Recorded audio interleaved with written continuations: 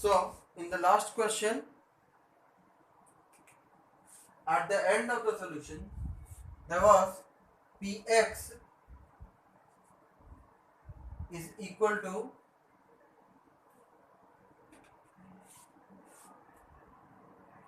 Gx into Qx plus Rx। ठीक है। और क्वेश्चन के एंड में एक और चीज लिखा होता है, we are asked to find P2। P2 भी निकालना था, है ना। तो P2 जो था वो दिया हुआ पॉलिनोमियल जो Px है उसमें वेरिएबल x के जगह पर वेरिएबल था 3x⁴ माइनस 4x³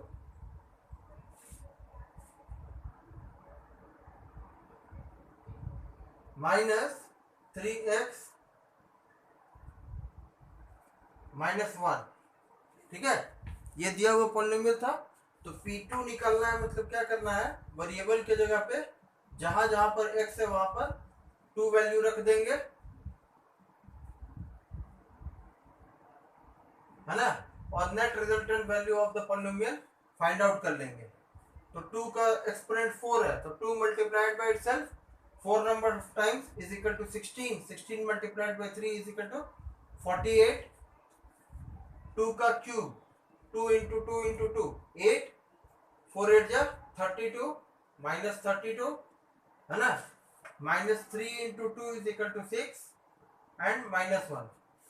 देखिए ये सारा टर्म्स जो है इसको सॉल्व करेंगे तो 48 और ये सारा निगेटिव टर्म मिलाकर ऐड हो जाएगा, तो 6 plus 1 is equal to 7, 7 plus 2 is equal to 9, that is 39। Solve करेंगे तो 48 में से 39 सब्ट्रैक्ट करेंगे तो आएगा 9। ठीक है। So the remainder that is coming out of the given solution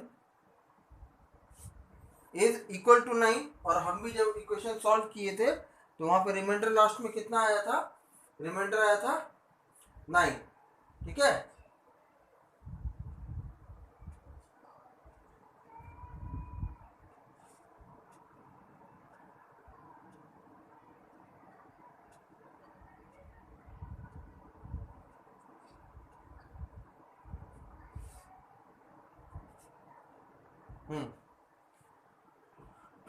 ठीक है, तो रिमाइंडर आ गया 9। अब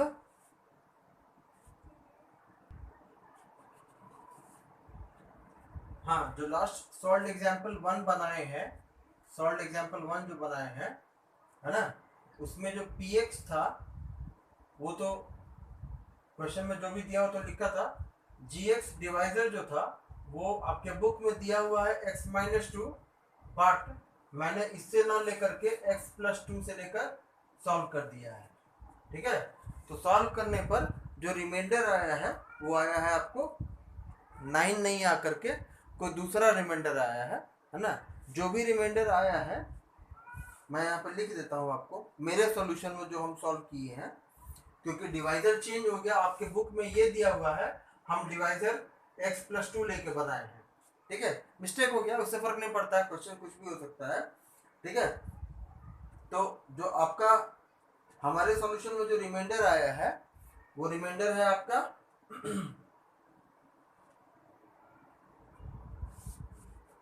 Rx जो है वो आपके बुक में दिया हुआ है 9, हमारा ये नहीं आया है, हमारा रिमाइंडर आया है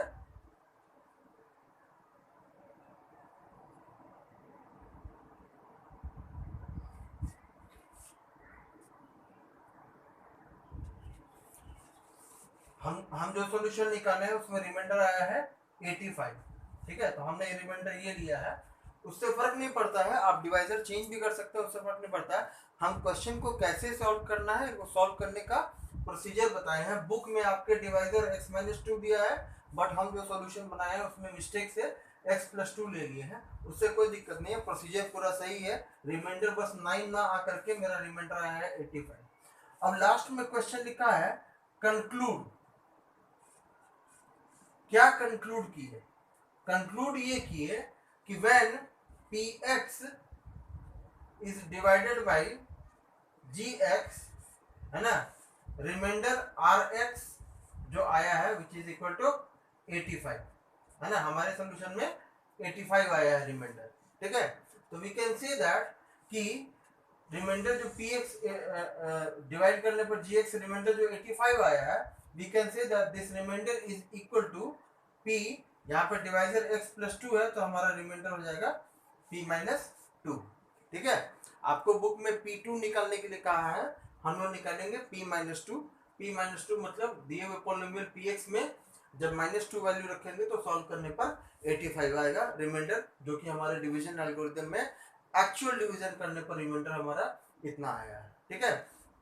अब हम अपने चैप्टर में आगे बढ़ते हैं। तो जो नेक्स्ट टॉपिक है वो नेक्स्ट टॉपिक है आपका फैक्टर थ्योरम, ठीक है। The next topic is factor theorem.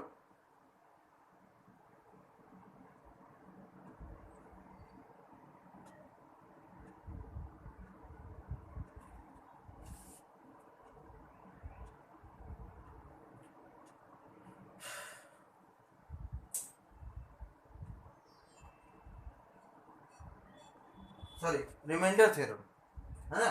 तो जो अगला टॉपिक है हमारा वो है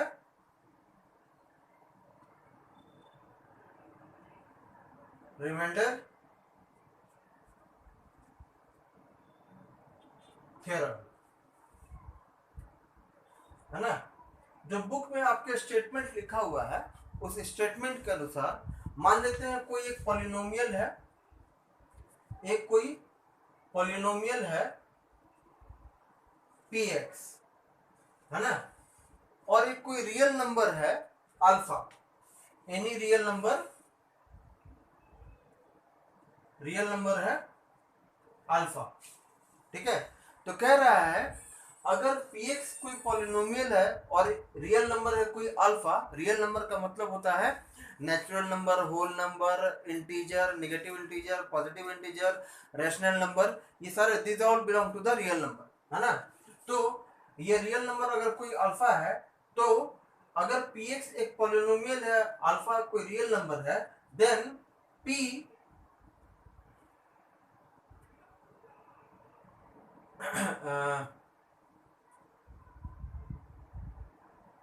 हाँ सॉरी,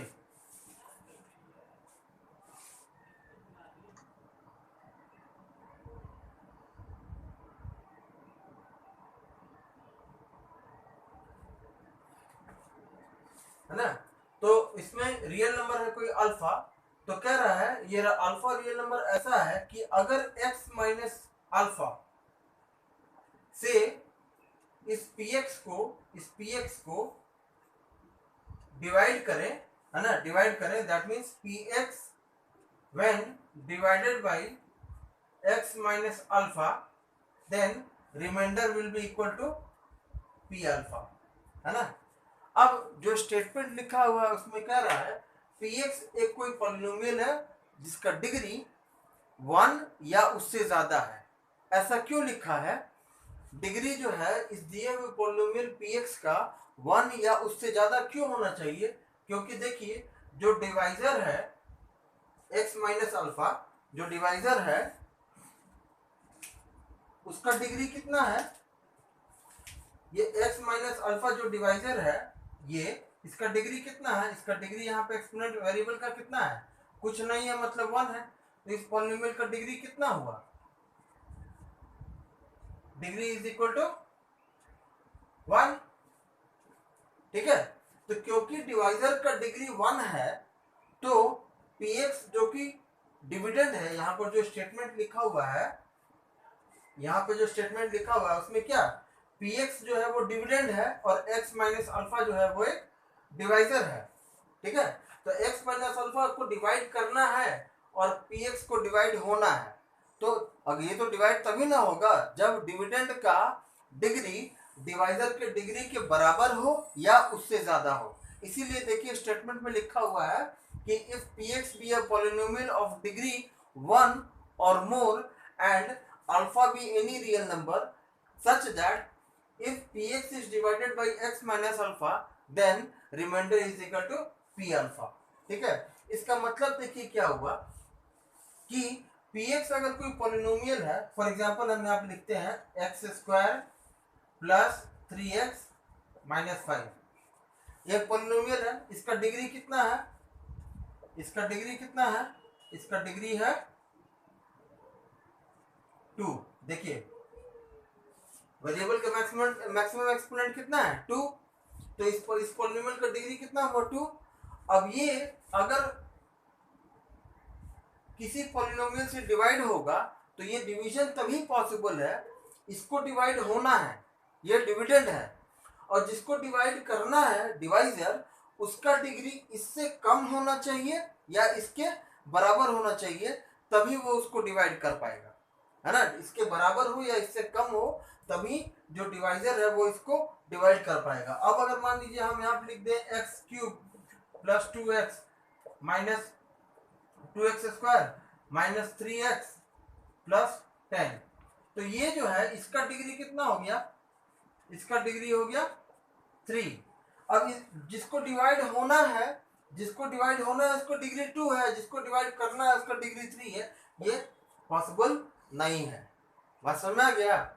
ये तभी पॉसिबल होगा जब इसका डिग्री जो है वो इसके डिग्री के बराबर हो या इसके डिग्री से कम हो।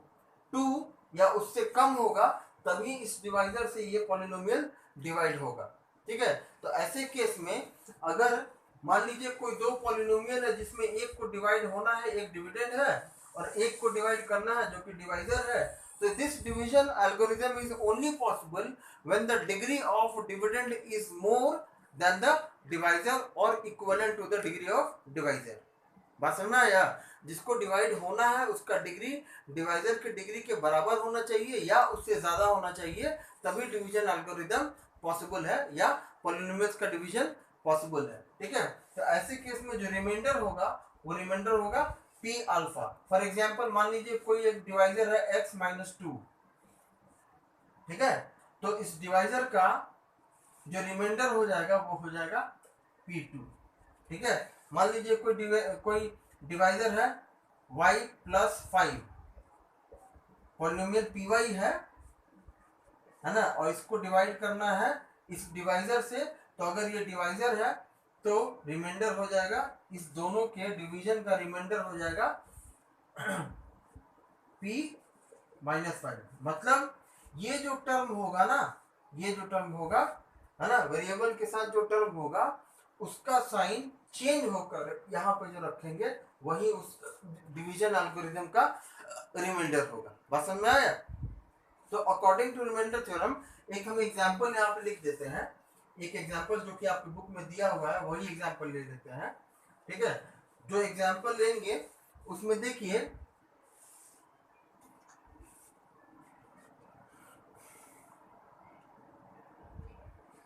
सॉल्व एग्जांपल क्वेश्चन नंबर 1 ले लेते हैं, एग्जांपल 1 ले लेते हैं।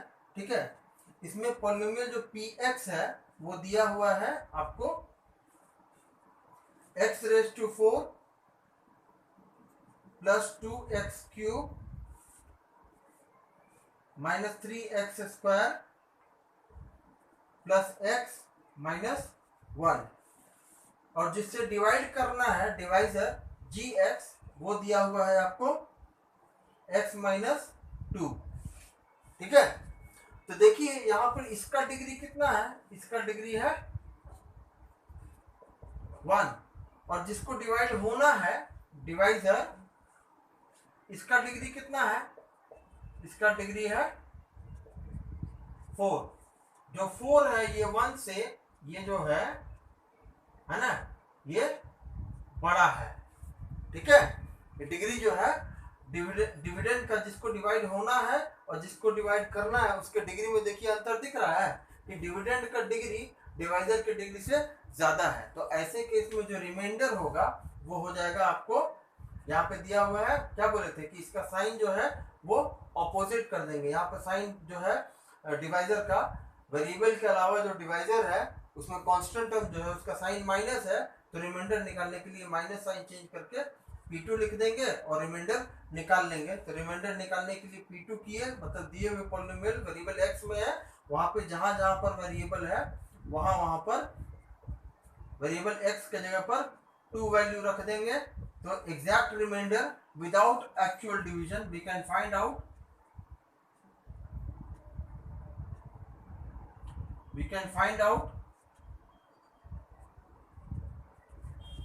यहां से सॉल्व करके हम लोग रिमाइंडर निकाल लेंगे।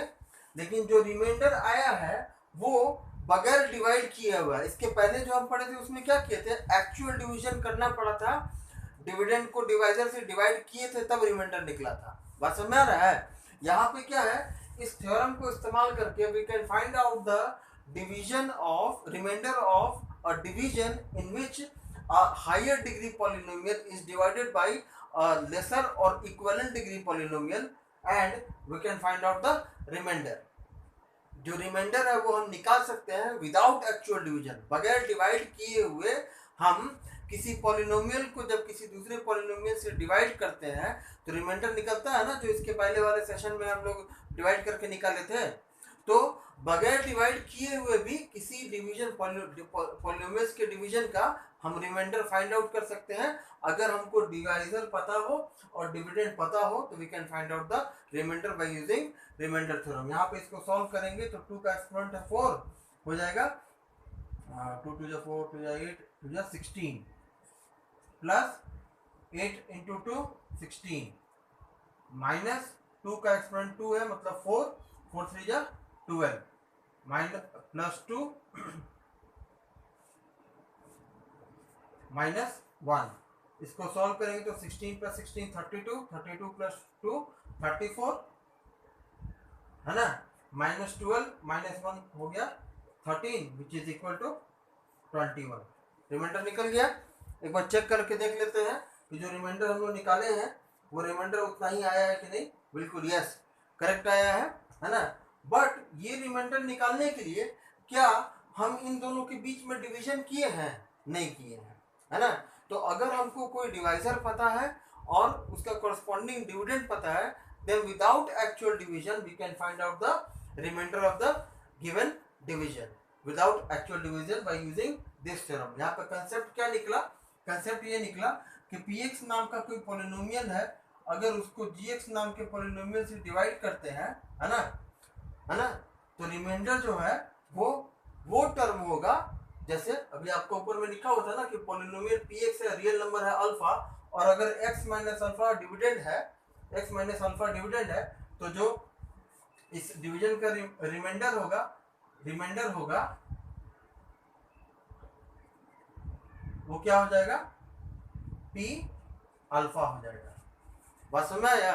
तो एक्चुअली में हमको ये निकालना है कि अगर मान लीजिए किसी क्वेश्चन में ऐसा दिया हुआ हो कि हमको ये नहीं पता है कि कौन सा वैल्यू जो है वो रखने पर दिए हुए पॉलिनोमियल का रिमाइंडर निकलेगा। तो जैसे फॉर एग्जांपल मान लीजिए 2x माइनस 3 दिया हुआ है ना, तो यहाँ पे तो कंफ्यूजन हो जाएगा कि सर यहाँ पे तो x नहीं है, यहाँ पे तो 2x है। तो ऐसे केस में जो पॉलिनोमियल में वैल्यू रखते हैं ना अल्फा, ये अल्फा वैल्यू कहाँ से आएगा? अल्फा तो यहीं से ना आएगा। अल्फा निकालने के लिए इस केस में क्या करेंगे, अल्फा निकालने के लिए इस 3 को ऑपोजिट साइड में ले जाएंगे, 3 ऑपोजिट साइड में जाएगा तो हो जाएगा प्लस, और ये जो 2 कोफिशिएंट है ये नीचे चला जाएगा, तो p अल्फा की जगह पे हो जाएगा p 3/2। बात समझ आ गया? तो ऐसे केस में सॉल्व करने के लिए क्या करेंगे, हम इसको एक इक्वेशन में कन्वर्ट कर लेंगे इज इक्वल टू 0, है ना। और इसको सॉल्व करने के लिए 3 को उस तरफ ले जाएंगे तो 2x is equal to 3, x is equal to 3/2। इस वैल्यू को जब हम दिए हुए पॉलिनोमियल में पुट करेंगे तो हमारा रिमाइंडर निकल जाएगा। बस मैं आ गया। एक एग्जांपल के तौर पे हम जो आपके बुक में कुछ सॉल्व एग्जांपल है उसमें से कोई एक चेक करते हैं जहाँ पे ऐसा केस हो, है। देखिए सॉल्व एग्जांपल क्वेश्चन नंबर 3, है ना। Solve example question number 3।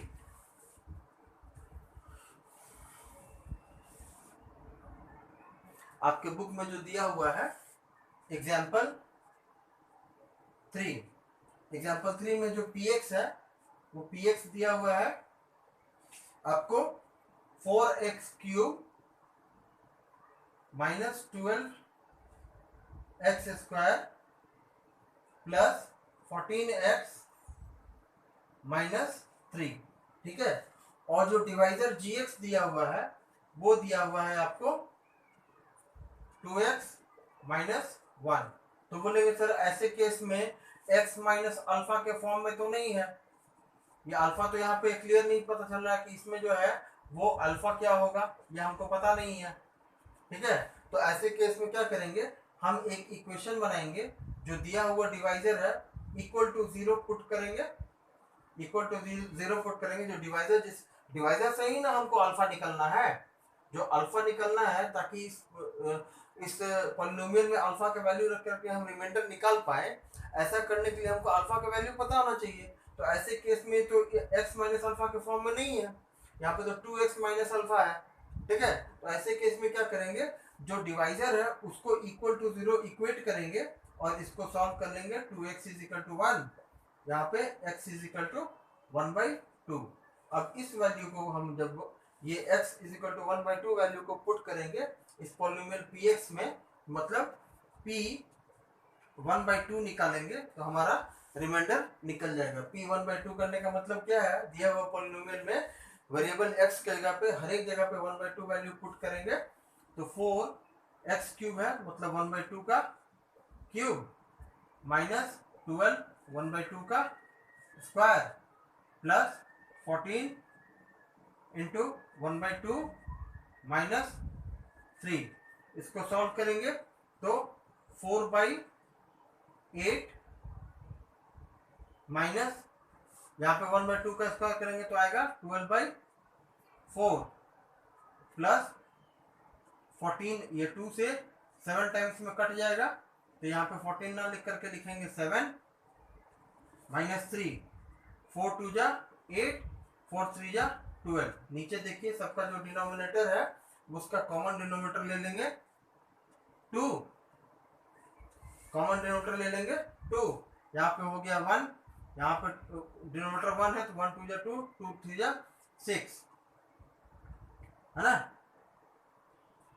Plus यहाँ पर डिनोमिनेटर कुछ नहीं है मतलब 1 है, यहाँ पर डिनोमिनेटर कुछ नहीं है मतलब एक काम करते हैं ना कि इसको सॉल्व करके इतने के जगह पे 4 मान लेते हैं। ठीक है, तो डिनोमिनेटर यहाँ पे जो 4 का है 1 हो जाएगा तो 1 2 जा 2, 4 2 जा 8, 8 plus 1 is equal to 9, 9 minus 6/2। Solve करेंगे तो 9 में से 6 सब्ट्रैक्ट करेंगे तो आएगा 3, तो हमारा फाइनल आंसर हो जाएगा 3/2। एक बार आंसर चेक करके देख लेते हैं। देखिए द रिक्वायर्ड रिमाइंडर इज 3/2, तो हमारा रिमाइंडर कितना निकला, रिमाइंडर कितना निकला 3/2। तो ऐसा भी क्वेश्चन हो सकता है। तो ऐसे क्वेश्चन में क्या करेंगे, जो डिवाइजर होगा अगर इस फॉर्म में नहीं हुआ तो क्या करेंगे, जो भी डिवाइजर है उसको इक्वल टू 0 इक्वेट करेंगे और x का वैल्यू निकाल लेंगे। जो x का वैल्यू आएगा वही एक्चुअली में अल्फा का वैल्यू है ना। यहाँ पे जो x का वैल्यू आया ये वैल्यू यही ना अल्फा है। ठीक है, इस अल्फा के वैल्यू को पॉलिनोमियल में पुट करेंगे और रिमाइंडर अपना निकाल लेंगे। बस दोनों में अंतर क्या है, इसके पिछले वाले सेशन में जो डिवीजन था उसमें हम एक्चुअली में डिवाइड करके तब रिमाइंडर निकाले थे, और ये क्या है, ये एक थ्योरम है रिमाइंडर थ्योरम, जिसको हम यूज करके we can find out the reminder of any division of polynomial without actual division. ठीक है, तो इसको देख करके आप लेसन लीजिएगा और आपका आज का होमवर्क होगा solve example of exercise 2C। Exercise 2C का योर होमवर्क इज सॉल्व